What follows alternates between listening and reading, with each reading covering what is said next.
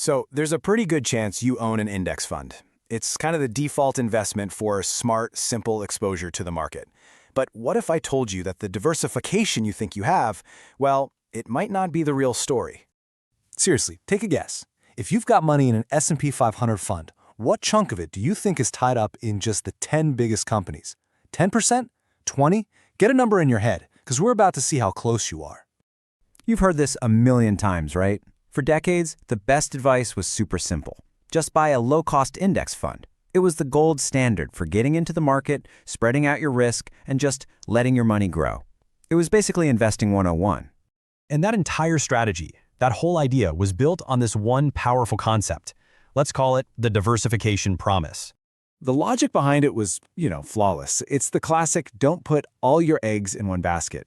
If you spread your money across hundreds of companies, a few of them having a bad year wouldn't totally wreck your portfolio. That was the whole point.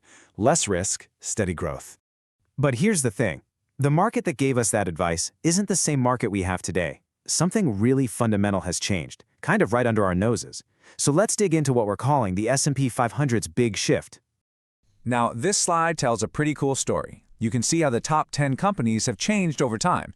You see old giants like GE and Exxon fade away, and today's big tech names take over.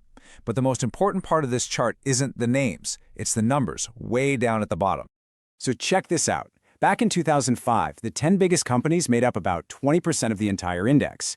That meant the other 80% of your money was spread out among the other 490 companies. I mean, that sounds pretty diversified, right? That's what you signed up for. Okay, now, fast forward to today. That number has more than doubled. It's over 41%. Just let that sink in for a second. Almost half of your diversified fund is riding on the success of just 10 companies. And this is the key takeaway, really. If you own a standard S&P 500 index fund, you've accidentally made a huge bet on just a handful of stocks. The diversification you thought you had, it's been seriously watered down. So how did this even happen?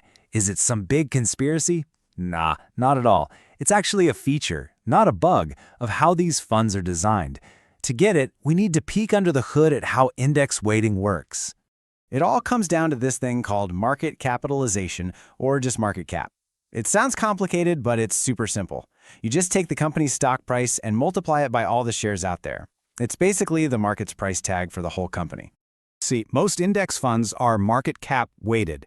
This creates a kind of snowball effect. As a company gets bigger and its stock price goes up, it automatically takes up a bigger piece of the index. So the winners just keep winning bigger shares of your money. The alternative is an equal weight fund, where every single company, from the biggest giant to the smallest player in the index, gets the exact same slice of your investment pie. And hey, if you think the S&P 500 sounds concentrated, you got to see what's happening with the tech-heavy NASDAQ 100. This is where it gets really wild. This slide shows you the problem in high definition. On the left, you see what would happen with pure market cap weighting. On the right is what the index actually looks like after NASDAQ steps in with special rules to try and spread things out a bit. But even with those rules, wow, you can see how top-heavy it still is. And this chart really drives it home. If they didn't do anything, the top 10 companies would be over 70% of the entire index. 70%. Even after they try to fix it, those same 10 stocks still make up more than half the fund's value, over 53%. It gets even more extreme. Just 5 companies, you can count them on one hand, make up 37% of the whole NASDAQ 100. So when you buy a NASDAQ 100 fund, you're not buying 100 companies equally. You're making a massive bet on a tiny handful of tech titans. Okay, the problem is clear. Your index fund is probably way less diversified than you assumed. So the big question is, what can you actually do about it? Let's talk about how you can start reclaiming that diversification. Honestly, the first and most important step is just to recognize this new reality. That old set it and forget it approach now comes with this hidden risk of concentration that, frankly, most people just don't know about. The rules of the game have changed. So what are some of the moves you could make? Well, first, just acknowledging the problem in your own portfolio is huge. Second, you can look into those equal weight ETFs we mentioned, like RSP. They put the same amount of money in every company and bring that balance back. And third, there are even funds that kick out the biggest stocks entirely, specifically to avoid this problem. These are all tools designed to put the diversification back where it belongs. So yeah, the world of investing has shifted.